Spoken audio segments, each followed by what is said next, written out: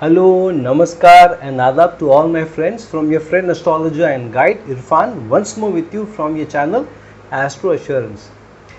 This month end we are going to have a very important event which is Mars, which is going to go retrograde and into its Gandanta zone. Though the retrograde movement will start earlier, but Mars will enter into a Gandanta zone roughly at the end of September and the beginning of October, and hence it is an important event because whenever a planet goes into a Gandanta zone, then it is a sign of some auspicious upheavals, spiritual upheavals, and even some challenges. So I am going to make a video roughly towards the end of the month or maybe in a few days about Mars going into a Gandanta zone at the end of the month and what it means for most of us, and especially for those people who are born in a Gandanta period or born in the Gandanta zone, and depending on what your ascendant is, what the meaning of Mars going into the Gandanta zone means. But firstly, what is the Gandanta zone or Gandanta point and why is it so important? But why is so less spoken also about the Gandanta zone, and why is there so much inauspiciousness which has been mentioned in the shlokas about being born either in the Gandanta nakshatra or the lagna being in that of a Gandanta zone or being in the Tithi Gandanta, for example. So why is so much inauspiciousness attached to it, and why are there so many serious consequences mentioned for a person who is born in the Gandanta zone? So firstly, what do the shlokas say about the Gandanta zone? The shlokas say that any person who is born in the last period or the last degrees of a watery sign and the first degree of the oncoming fire sign, that period or that zone or those last degree of the water sign and the first degree of the next fire sign is the Gandanta zone. Now we all know that between Cancer, which is a water sign, and the next sign is Leo, and then Scorpio is a water sign, and then the next sign is Sagittarius, which is again a fire sign, and Pisces is a water sign, and the next sign after Pisces or the beginning of the zodiac is the Aries sign, which is also fire sign, which means after every water sign a next sign is the fire sign. And for the simple reason that the four signs, the zodiac is divided into three water signs, three fire signs, three earth signs, three air signs, and three water signs each. And so you have fire, earth, air and water, and then again fire, earth, air and water three times, which completes the zodiac. So the fourth sign in the zodiac is a water sign, and the next sign of the zodiac is a fire sign, which is Leo. The same thing between 8th and 9th signs, which is Scorpio and Sagittarius, water and fire sign, and the 12th sign, which is Pisces, which is a water sign, and the next sign, which is Aries, which is a fire sign. Now, what is so special about the end of a water sign and the beginning of a fire sign?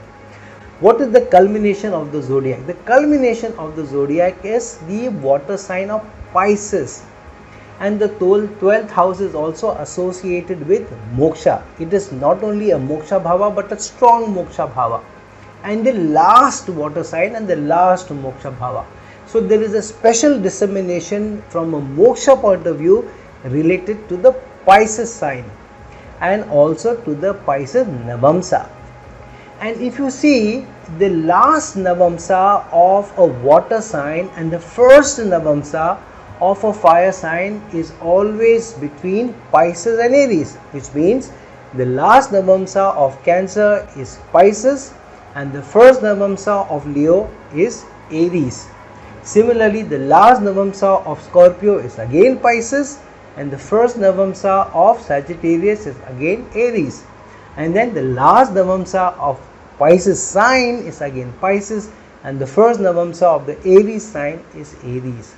And so, which means that this is the consistent part across the 3 water signs and across the 3 fire signs. The last part of Cancer or Scorpio or Pisces, the last Navamsa is always Pisces, and the first Navamsa of Leo or Sagittarius or Aries is always the Aries Navamsa, always a fire Navamsa.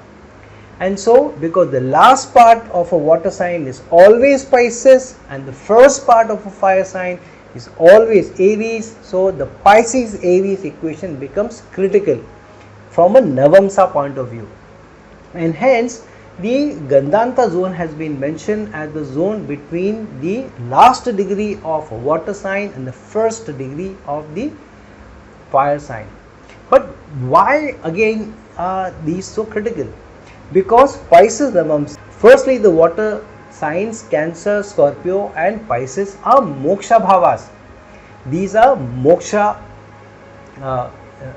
signs. And so if you are in a moksha sign already, in a moksha bhava already, and if you are in the last part of the moksha bhava, which is Pisces, which is the strongest dissemination of moksha, and then you are moving into a fire dissemination, which means you are moving away from a moksha dissemination into a fire dissemination, which means you are being pulled back from a spiritual ascension which moksha defines and back into materialism which fire denotes. And that's why it is so critical, because it is like this: you have been in a marathon is just over 42 kilometers, and so if you are almost a winner, you are the lead runner in a marathon and you have come close to the finishing line. The finishing line is just a few meters away from you, and suddenly the winning rope or the winning thread is pulled away and you are said you have to run the entire marathon again. Now each of our lives is like a marathon, but if you look at the spirit, a spirit's marathon may be many lives, the soul's journey may be many lives before it gets an opportunity of moksha. So being born in the Gandanta zone is like you are on the last ascension or last part before you move up. It is not a guarantee of moksha, but it means that the soul will move up. It is like you are supposed to win one marathon and then go into the second race, but you are pulled back from the first win and you are put back again in the marathon, which means after running many marathons, spiritual marathons, then you are given a chance of spiritual ascension, moving up the spiritual ladder. The soul is given the chance of moving up. Just before the soul is about to move up, you are pulled back from there and you are asked to start the whole cycle of the spiritual journey again. And that's why this is a so critical part. And how do we know that the soul has been snatched away from victory, from the spiritual ascension and put back into fire? When the person is born into any of the 3 Gandanta zones, which are either you are born in a Nakshatra Gandanta, a Tithi Gandanta or a Lagna Gandanta.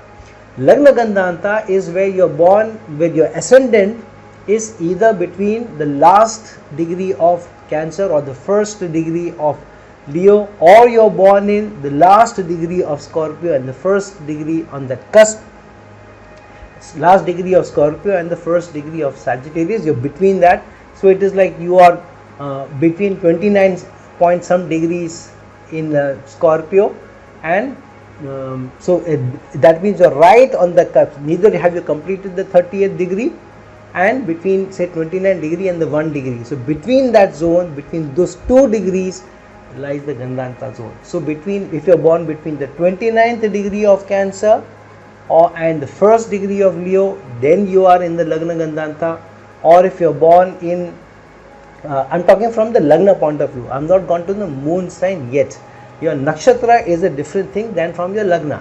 If you are born between the 29th degree of Cancer or the first degree of Leo, then you are born in the Lagna Gandanta. Or if you are born in the 29th degree of Scorpio and the first degree of Sagittarius, again you are in the Lagna Gandanta, or if you are born in the 29th degree of Pisces and 1st degree of Aries sign, then too you are in the Gandanta zone.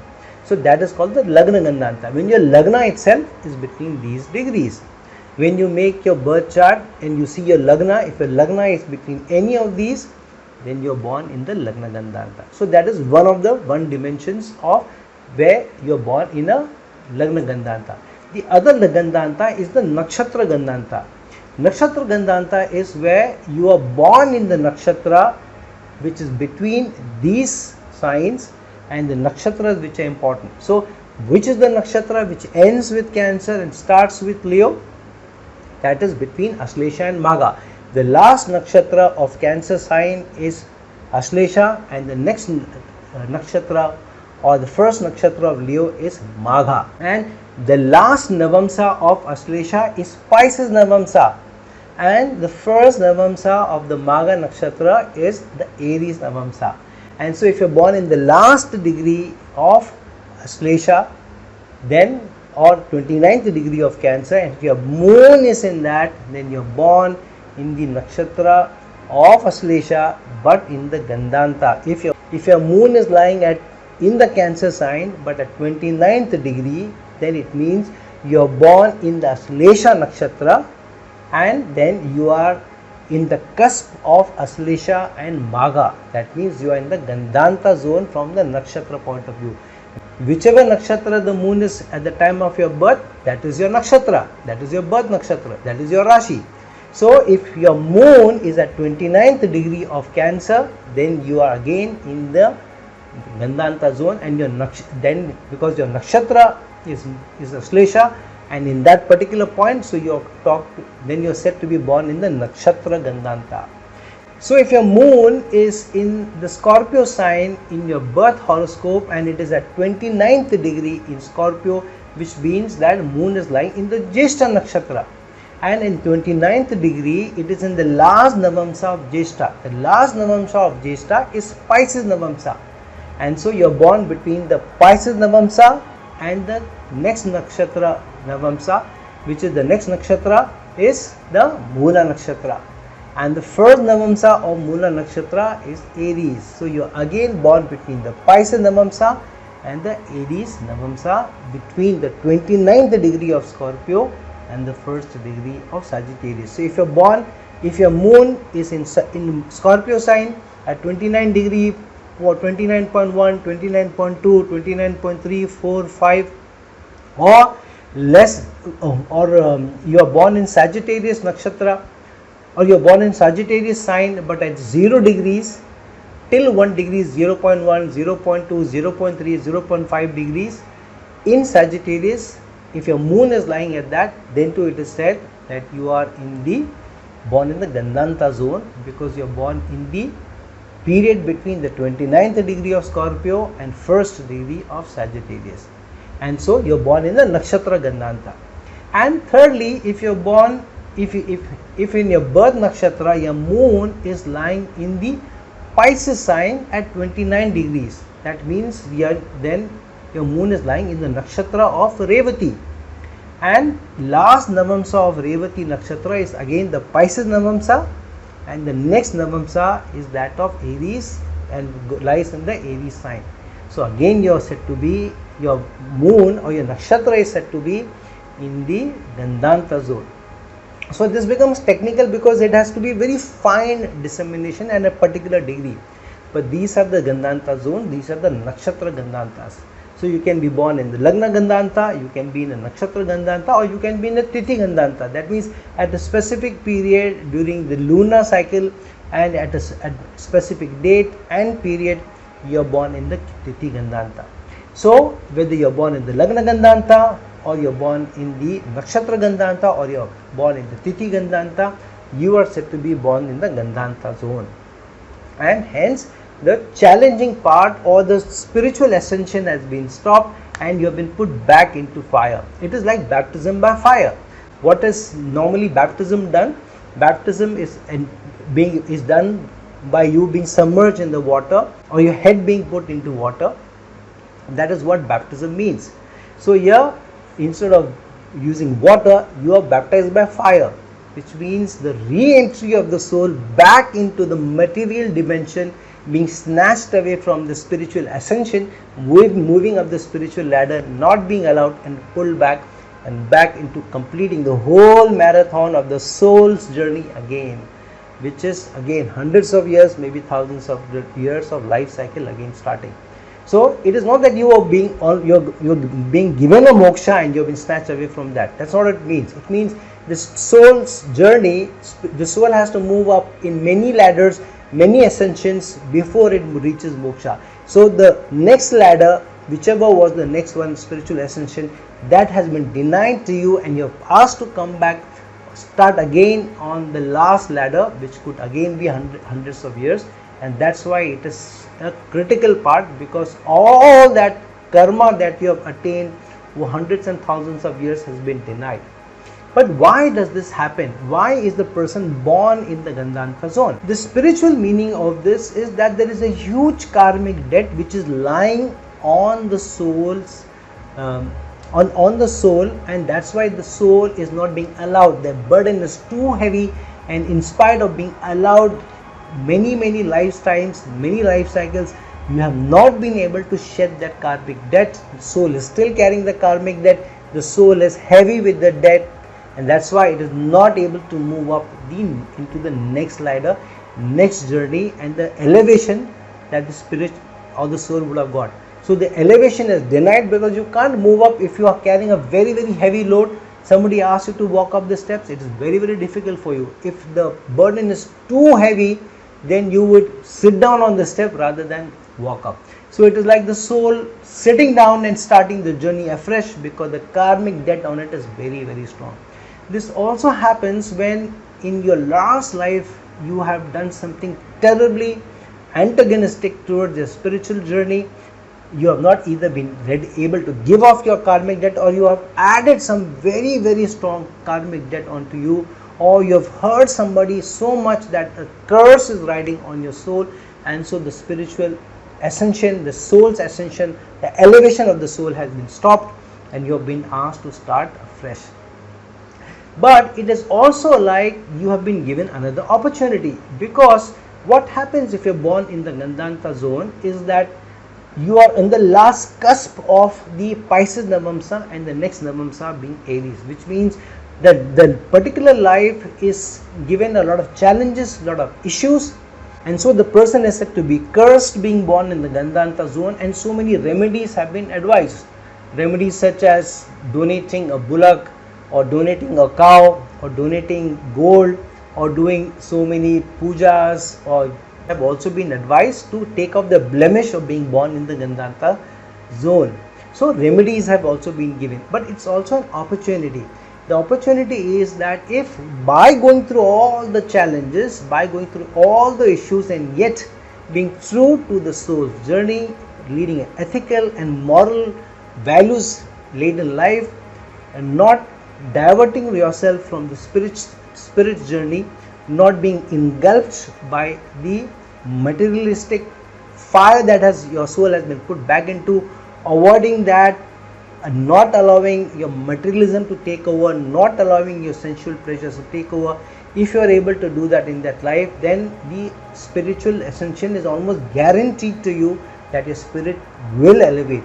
Being born in the Gandhantha zone is seen as a negative thing, because from a materialistic point of view, from the physical life point of view, there will be challenges, there will be issues, there will be roadblocks, there will be failures, there will be anxieties, there will be frustrations.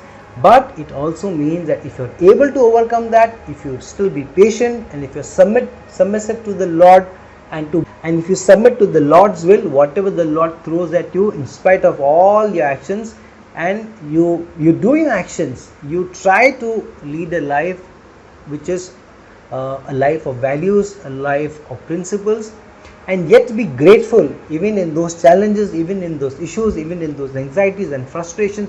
You are still thankful, you are still grateful, and yet you do not meander off from the path of being a principle life. Then the opportunity is given to you, the spiritual elevation is given to you, and hence it is both a curse, but it is also a boon. It is a curse because the spiritual elevation was denied to you and you've been pulled back because of your actions, because of your karma, because of carrying so much strong sanchita karma, and in the last life carrying such a heavy debt of the prarabdha karma that you have not been allowed the spiritual ascension. But the opportunity is given to you that in this life, in the current life, when you're born in the Gandhanta zone, if you are able to get through it, then that next elevation is almost guaranteed to you. But it all depends on the will of the Supreme Lord, whether you pass this life with a moral report card being excellent. And the dissemination is so simple. Water is a fluid body. Water is also a conduit, which means water is part of all living animals, and without water life is not possible. When scientists look for life on any planet, they look at signs of water. They see that if water is there, then sign of life is there. And so the water sign, the last navamsa of a sign which is Pisces, and the next nakshatra and the next navamsa is fire, which means that the fluidity part of being the conduit of elevation of the spirit is what zone you have been born in, and you have been pulled back from the water and put into the fire. Because if you are born in the Gandhanta zone, that means you are in the last part of the Pisces navamsa, whatever nakshatra you may be lying in the water sign, either in Cancer, Scorpio or Sagittarius, any of these last degree which is Pisces navamsa, then you are entering into Aries navamsa, and hence you are being put back into the fire of materialism. So it's a simple dissemination, but the spiritual meaning of that is so enormous. The spiritual debts that you are carrying is so enormous. The karmic debt that you are carrying is so huge, which is important for you to give that off. And hence it's important that you need to check in the horoscope if you're born in all the three Gandhantas. So say for example, if you're born in the Cancer Lagna at 29 degrees, your ascendant itself is at 29 degrees, and if your moon is in Scorpio again at 29 degrees, and if you check the Tithi, if Tithi is also in any of these Gandhantas, then you're born in all the three Gandhantas, and that is a much more challenging placement for you. Having only the ascendant in the Gandhanta zone, being born at 29 degree of Cancer or 29 degrees of Scorpio or 29 degrees of Pisces, means that your ascendant is in the Gandhanta zone. But the most important dissemination is not so much of the Lagna being in the Gandhanta zone, but the nakshatra being the Gandhanta zone. So if your moon is lying at between 29 degrees of Cancer and 1 degree of Leo, or 29 degrees of Scorpio and 1 degree of Sagittarius, and 29 degree of Pisces or 1 degree of Aries, between these points, if your moon is lying in any of these particular points, then the moon's nakshatra is in the Gandhanta nakshatra, and hence the challenges are much more serious, even more serious than the Lagna Gandhanta or the Tithi Gandhanta. But the shlokas also say that if you go through all the challenges which have been given to you, death-like challenges given to you through your life, but if you are able to go through it, then you are promised the life of a lot of auspicious disseminations. Both materialistic auspiciousness will also come to you, and the spiritual elevation will also come to you through the shlokas. So look for within your horoscope whether you are born in any of the Gandhanta zones, especially the nakshatra Gandhanta, and don't see it as a negative thing. See it that it is definitely a pull down from you from the spiritual elevation, not moksha guarantee, but the next ladder, moving up the ladder of the spiritual journey. You have been definitely pulled back from that, but the guarantee is that in this life, if you are able to shed the karmic debt, you are able to live a life of values, help others, help humanity, serve him through serving humanity, then the spiritual elevation is almost guaranteed to it. So make use of the opportunity, make use of the spiritual elevation chance that you have been given to it, and use that to your advantage. Friends, like this video, share this video, and if you're looking for a personal consultation from me, please reach out to me at the links given below. Until some other time with some other video, This is your friend astrologer and guide Irfan signing off. Ciao.